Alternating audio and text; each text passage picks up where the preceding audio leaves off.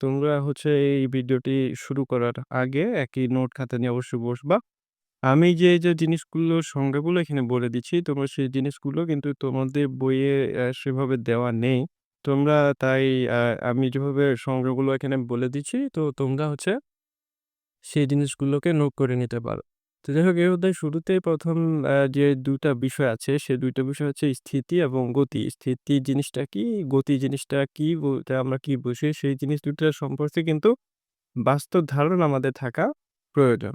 তো আমি যে এখানে স্থিতি এবং গতি এই জিনিস ২ টা মূলত একে অপরের বিপরীত। স্থিতির বিপরীত হচ্ছে গতি, গতির বিপরীত হচ্ছে স্থিতি।